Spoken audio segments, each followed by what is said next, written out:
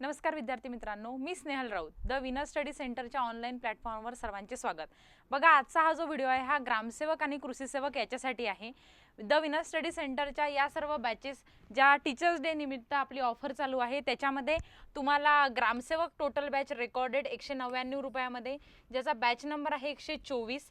त्याच्यानंतर कृषी सेवक जी बॅच आहे ही टोटल रेकॉर्डेड 199 रुपयामध्ये, ज्याचा बॅच नंबर आहे 133। आणि ग्रामसेवकसाठी तांत्रिक घटक ही जी बॅच आहे ज्याच्यामध्ये 40 दिवसात 40 प्रश्नांची तयारी करून घेण्यात येणार आहे, ही बॅच सुद्धा 199 रुपयामध्ये आणि याचा जो बॅच नंबर आहे हा आहे 121। आजच्या लेक्चरला आपण ग्रामसेवक आणि कृषी सेवक मध्ये जो तांत्रिक घटक विचारला जातो त्याच्यामधला जो एक पोर्शन आहे दॅट इज द मान्सून बद्दल आपण आजच्या लेक्चरमध्ये बघणार आहोत। तर बघा, सगळ्यात पहिले मान्सून म्हणजे काय, तर हा एक सीझन आहे, बरोबर। आपण म्हणतो ना मान्सून सीझन चालू आहे, हा वर्डच या वर्ड पासून बनलेला आहे। म्हणजे कसा, तर मान्सून हा जो वर्ड आहे हा वर्ड बनला आहे अरबी शब्दापासून, ज्याचा मीनिंगच काय होतो तर सीझन। अरबी शब्द आहे हा आणि ज्याचा मीनिंग काय होतो तो सीझन हा होतो। म्हणजे मान्सून म्हणजे काय तर सीझन, मान्सून म्हणजे काय सीझन। आणि हा शब्द कुठला आहे तर हा शब्द आहे अरबी शब्द आहे, ठीक आहे। याला आपण काय म्हटलं, मान्सून हे म्हटलं। आणि भारतामध्ये बघा, भारतामध्ये टोटल जे पाऊस पडतो, टोटल जो पाऊस पडतो तो आहे 1194 mm, ठीक आहे। भारतामध्ये टोटल जो पाऊस पडतो तो टोटल पाऊस पडतो 1194 mm एवढा पाऊस पडतो, म्हणजे पूर्ण वर्षभरात। आणि ऑन एन ॲव्हरेज किती दिवस भारतामध्ये पाऊस पडतो, तर आपण एक जर अंदाज काढला तर भारतामध्ये 130 दिवस पाऊस पडतो। 130 दिवस भारतामध्ये पाऊस पडतो, ठीक आहे। 130 दिवस भारतामध्ये पाऊस पडतो आणि किती पाऊस पडतो तर 1194 mm, 1194 mm इतका पाऊस भारतामध्ये पडतो। आणि किती दिवस पडतो तर 130 दिवस पडतो। हा एक महत्त्वाचा मुद्दा आहे, हा लक्षात ठेवा। त्याच्यानंतर काय दिलेलं आहे, आता मान्सूनचे दोन प्रकार आहे। म्हणजे हा जो मान्सून आपल्याकडे पडतो किंवा पाऊस आपल्याकडे पडतो याच्यामध्ये दोन प्रकार आहे। कशा तऱ्हेने हा पाऊस पडतो तर सगळ्यात पहिला जो आहे हा आहे नैऋत्य मान्सून। हा कुठला आहे, नैऋत्य मान्सून, ज्याला आपण काय म्हणतो साऊथ वेस्ट मान्सून असं म्हणतो। हा जो मान्सून आहे हा भारताच्या दक्षिण भागातून येतो। हा जो मान्सून आहे हा कुठून येतो, भारताच्या दक्षिण एरियामधून येतो, दक्षिण भागातून येतो। दक्षिण भारतात हा मान्सून जो आहे म्हणजे स्पेशली केरळमध्ये, कुठे स्पेशली केरळमध्ये हा कधी पोहोचतो तर 1 जूनच्या, म्हणजे केरळमध्ये भारतामध्ये 1 जूनच्या आसपास पाऊस पडायला सुरुवात होते। आणि तिथून पुढच्या महिन्याभरात म्हणजे पूर्ण जून महिन्यात हा जो पाऊस आहे हा पूर्ण देश ओलांडतो। हा जो आहे हा पूर्ण देश काय होतो ओलांडून घेतो, म्हणजे पूर्ण भारतामध्ये जून महिन्यात काय पडतो पाऊस पडतो। आणि 1 जूनच्या आसपास हा कुठे पोहोचतो तर हा केरळमध्ये पोहोचतो। आणि याचा वेग हा जेव्हा पुढे सरकतो म्हणजे पूर्ण भारताला हा जेव्हा क्रॉस करतो तर याचा वेग किती असतो, हा असतो 30 किलोमीटर। हा किती असतो 30 किलोमीटर। आता नेमका पाऊस कसा पडतो तर हवेच्या वेगवेगळ्या दाबामुळे, म्हणजे विंड जे आहे विंडच्या वेगवेगळ्या प्रेशरमुळे पाऊस तयार होतो। विंडच्या वेगवेगळ्या प्रेशरमुळे काय होतो पाऊस तयार होतो, म्हणजे हवेचा दाब जो आहे, हवेचा वेगवेगळा जो दाब आहे याच्यामुळे हा पाऊस तयार होतो, ठीक आहे। आणि ज्यामध्ये आपण पाहिलं साऊथ वेस्ट मान्सून म्हणजे नैऋत्य मान्सून जो आहे हा केरळमध्ये 1 जूनच्या आसपास जातो आणि पूर्ण महिन्याभरामध्ये पूर्ण भारताला हा क्रॉस करतो, ठीक आहे। आणि हा जो आहे याचा स्पीड किती असतो, त्याचा स्पीड असतो 30 किलोमीटर पर तास। पर तासाला हा 30 किलोमीटर एवढ्या वेगाने हा काय करतो पुढे सरकतो आणि संपूर्ण देश काय होतो हा एका महिन्याच्या आत ओलांडून घेतो। दक्षिण पश्चिम म्हणजे नैऋत्य मान्सूनच्या कालावधीला भारतात पावसाचा मोठा कालावधी म्हणतात। म्हणजे जवळपास भारतामध्ये एकूण जेवढाही पाऊस पडतो त्या पावसाच्या 75% जो भाग आहे हा याच्यामुळे पडतो, ठीक आहे। बघा, भारतामध्ये 1194 जो एक ऑन एन ॲव्हरेज मी तुम्हाला पर्जन्यमान सांगितलं त्याच्यामधला 75% जो भाग आहे हा कशामुळे आहे, कशाचं योगदान आहे याच्यामध्ये, तर नैऋत्य मान्सूनचं। कशाचं, नैऋत्य मान्सूनचं आहे। हा एक महत्त्वाचा प्रश्न आहे की नैऋत्य मान्सूनचं योगदान किती आहे तर सुमारे 75%। किती आहे योगदान याच्यामध्ये, सुमारे 75% योगदान जे आहे हे नैऋत्य मान्सूनचं आपल्याला आढळून येतं। त्याच्यानंतर महत्त्वाचं बघा, याच्यामध्ये दोन शाखा येतात. म्हणजे हा पाऊस कसा तयार होतो, तर जेव्हा समुद्राच्या पाण्याचं बाष्पीभवन होतं आणि ढग बनतात. ठीक आहे, समुद्राच्या पाण्याचं बाष्पीभवन होतं आणि ढग बनतात. मग नेमके दोन समुद्र कोणते महत्त्वाचे आपल्या भारतामध्ये, तर दोन महत्त्वाचे समुद्र आहे. पहिला आहे अरबी समुद्र आणि दुसरा आहे बंगालचा उपसागर. पहिला आहे अरबी समुद्र आणि दुसरा आहे बंगालचा उपसागर. बघा, ह्या जे काही आपल्या सागराचं पाणी आहे किंवा समुद्राचं जे पाणी आहे याचं बाष्पीभवन होऊन काय होतात, ढग तयार होतात आणि याच्यापासून नंतर काय होतं, पर्जन्यमान भेटतं किंवा पाऊस पडतो असं आपण म्हणू शकतो. आता याच्यामध्ये बघा, पहिली जी शाखा आहे, हा जो आपला साऊथ वेस्ट मान्सून आपण पाहिला होता किंवा नैऋत्य मान्सून जो आपण पाहिला होता, याच्यामध्ये दोन शाखेचं योगदान आहे. सगळ्यात पहिला अरबी समुद्राची शाखा.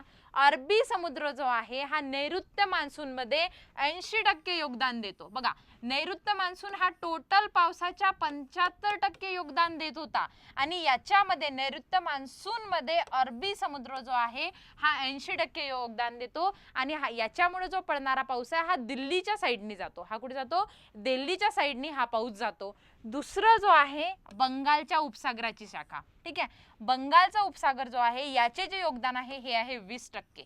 किती आहे, 20% योगदान आहे याचे. आणि हा जो पाऊस आहे हा आसामच्या दिशेने जातो. हा आसामच्या दिशेने जातो. अरबी समुद्राचा कुठे जातो, तर दिल्लीकडे जातो आणि बंगालचा उपसागर जो आहे हा कुठे जातो, हा आसामच्या दिशेने जातो. आणि याच्यामध्ये जर आपण बघितलं तर अरबी समुद्रामध्ये 80% योगदान जे आहे ते 80% योगदान कशाचं आहे, अरबी समुद्राचं आहे नैऋत्य मान्सून मध्ये. आणि बंगालच्या उपसागराचं योगदान किती आहे, तर 20% आहे. आणि पूर्ण पावसाच्या नैऋत्य मान्सून जे आहे याचं योगदान किती आहे, तर 75% आहे. या तिन्ही व्हॅल्यूज खूप इम्पॉर्टंट आहे, या लक्षात ठेवायचे आहे तुम्हाला. ठीक आहे, तर हे झाले पहिलं म्हणजे दक्षिण पश्चिम मान्सून. भारतामध्ये जो मान्सून पडतो म्हणजे नैऋत्य मान्सून ज्याचं योगदान 75% आहे. मग बाकीचं उरलेलं काय, बाकी पाऊस कशामुळे पडतो, तर बाकी जो पाऊस आहे हा पडतो ईशान्य मान्सून म्हणजे नॉर्थ ईस्ट मान्सून. हा नॉर्थ ईस्ट मान्सून आपण याला म्हणतो, याच्यापासून हा पाऊस पडतो. हा दक्षिणेतील राज्यापुरताच मर्यादित आहे. पण हा जो पाऊस आहे, जसा आपण आधी पाहिला नैऋत्य मान्सून हा पूर्ण भारत क्रॉस करत होता, बरोबर. पण हा जो पाऊस आहे हा पाऊस फक्त दक्षिणेकडील जे राज्य आहे आपले जे साऊदर्न स्टेट आहे तिथेच फक्त हा पाऊस पडतो. आणि याचा वाटा जो आहे पूर्ण याच्या 15% योगदान आहे. बघा, नैऋत्य मान्सूनचं 75% योगदान होतं आणि ईशान्य मान्सूनचं जे योगदान आहे हे आहे 15%. हे किती आहे, 15% योगदान याच्यामध्ये आहे. आणि याला परतीचा पाऊस आपण जे म्हणतो ना, परतीचा पाऊस जो सप्टेंबर ऑक्टोबर महिन्यामध्ये आपल्या इथे पडतो, हा परतीचा पाऊस जो आहे हा कशामुळे पडतोय, तर हा पडतोय ईशान्य मान्सूनमुळे. हा कशामुळे पडतोय, ईशान्य मान्सूनमुळे पडतोय. हे एक महत्त्वाचं लक्षात घ्या. त्याच्यानंतर दिलेलं आहे पाऊस किंवा पर्जन्य म्हणजे काय, तर आपण मी आता सांगितलं तुम्हाला की समुद्राच्या पाण्याचं बाष्पीभवन होऊन ढग तयार होतात आणि या ढगामधून कोणत्याही प्रकारचा घनरूप ओलावा जेव्हा जमिनीवर पडतो त्याला आपण पर्जन्य म्हणतो. त्याला आपण काय म्हणतो, पर्जन्य असं म्हणतो. ठीक आहे, कोणत्याही प्रकारचा घनरूप ओलावा जेव्हा जमिनीवर पडतो त्याला आपण पर्जन्य असं म्हणतो. आणि पावसाचा जो थेंब जमिनीवर पडतो, पावसाचा थेंब जो जमिनीवर पडतोय त्याची जे साईज आहे किंवा आकार आहे हा किती असतो, 0.5 ते 4 mm. 0.5 ते 4 mm एवढी जे साईज आहे ही असते पावसाच्या थेंबाची.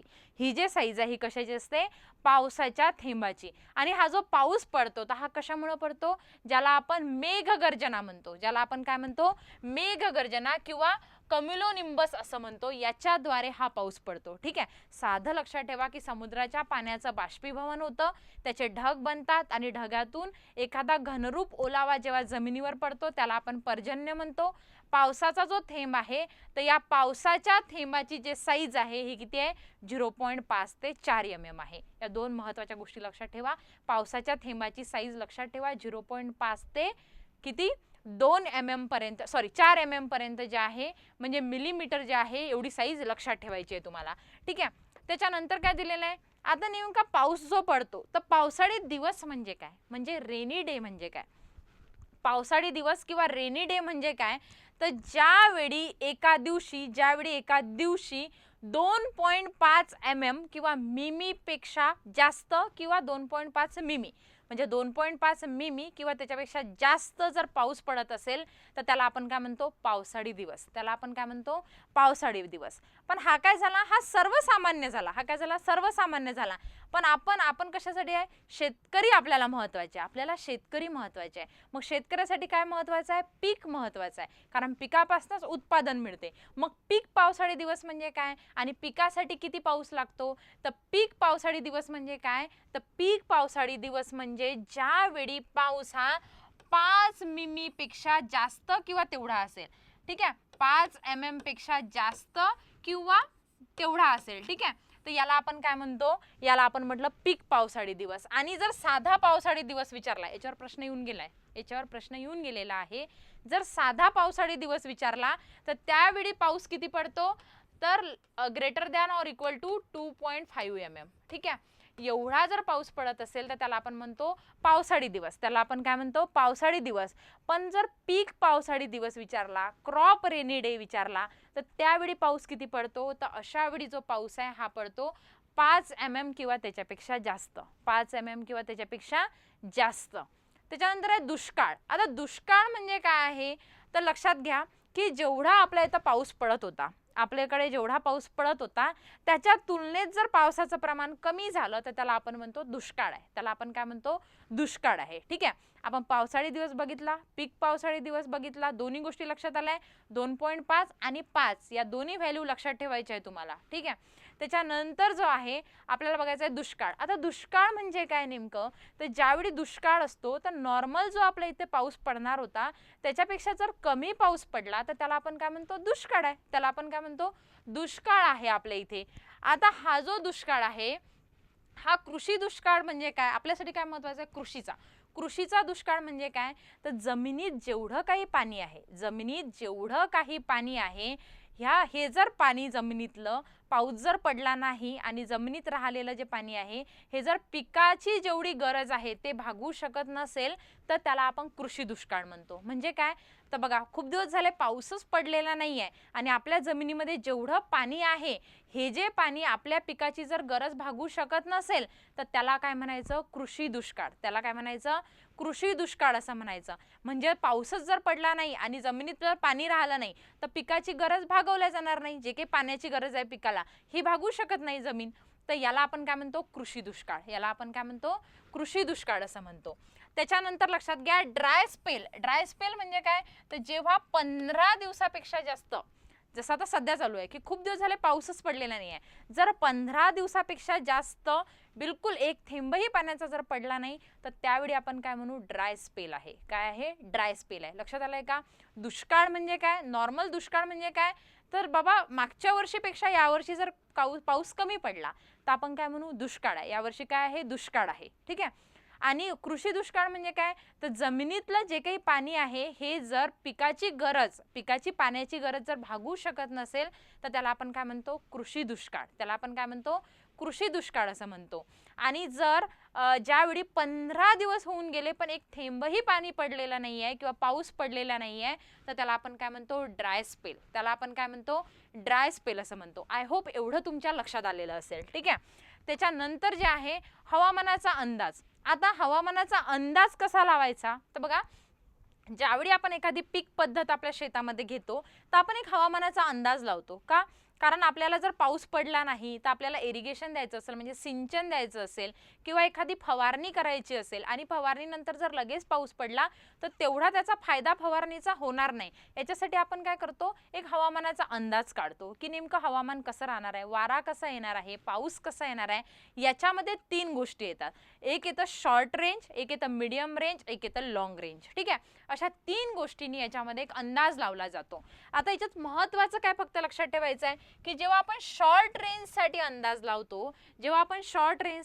लावतो, तर तो अंदाज असतो 24 ते 48 तासाचा. म्हणजेच काय, तर 1 ते 2 दिवसाचा. 1 ते 2 दिवसासाठी आपण काय करू, याच्यामध्ये अंदाज लावू. 1 ते 2 दिवसासाठी आपण याच्यामध्ये अंदाज लावू. कशामध्ये, शॉर्ट रेंजमध्ये. कशामध्ये, शॉर्ट रेंजमध्ये. लक्षात आलंय का. त्याच्यानंतर आहे मीडियम रेंज. त्याच्यानंतर काय आहे, मीडियम रेंज. याच्यामध्ये आपण कमीत कमी 3 ते 4 दिवस ते 2 आठवड्यापर्यंत, ते 2 आठवड्यापर्यंतचा काय लावतो आपण याच्यामध्ये अंदाज लावतो. म्हणजे पुढचे 2 आठवड्यापर्यंत पाऊस येणार आहे की नाही आहे याचा अंदाज कशाने लावायचा, मीडियम रेंज. याचा अंदाज कशाने लावायचा, मीडियम रेंजनी लावायचा. शॉर्ट रेंजनी कधीपर्यंतचा अंदाज लागतो, तर शॉर्ट रेंजनी 1 ते 2 दिवस म्हणजे 24 ते 48 तासापर्यंतचा अंदाज लागतो. ठीक आहे. त्याच्यानंतर महत्त्वाचा आहे लॉंग रेंज. आता लॉंग रेंज जो आहे हा 1 महिन्यानंतरचा. ठीक आहे. यामध्ये अंदाज 4 आठवड्यापेक्षा जास्त कालावधीसाठी असतो आणि 4 आठवड्याचा काय बनतो, 1 महिना. तर 4 आठवड्यापेक्षा जास्त कालावधीसाठी जर आपण अंदाज लावत असू तर त्याला आपण काय म्हणतो, लॉंग रेंज. शॉर्ट रेंज म्हणजे 1 ते 2 दिवस. ठीक आहे. त्याच्यानंतर मीडियम रेंज म्हणजे मध्यम, म्हणजे त्याच्यामध्ये काय आलं, जास्तीत किती 3 ते 4 दिवसापासून ते 2 आठवड्यापर्यंत. 3 ते 4 दिवसापासून ते किती आठवड्यापर्यंत, 2 आठवड्यापर्यंत. आणि 4 आठवड्यापर्यंत म्हणजे 1 महिन्याच्या नंतरचा जर आपण अंदाज लावत असू किंवा तोपर्यंतचा जर अंदाज लावत असू तर तो कशामध्ये आला, लॉंग रेंजमध्ये. तो कशामध्ये आला, लॉंग रेंजमध्ये आला. तर एवढं समजलंय का तुम्हाला, लक्षात आलंय का, लक्षात आलंय का. बघा आपल्या सगळ्या ग्रामसेवक आणि कृषी सेवक च्या बॅचेस चालू आहे. ठीक आहे. या बॅचेस जॉईन करण्यासाठी द विनर स्टडी सेंटर हे ॲप इन्स्टॉल करा आणि त्याच्यामध्ये सगळ्या 121 नंबर 133 नंबरला या बॅचेस तुम्हाला शिक्षक दिनानिमित्त 200 रुपयामध्ये मिळतील. ठीक आहे. तर धन्यवाद. लाईक करा, सबस्क्राईब करा. थँक्यू.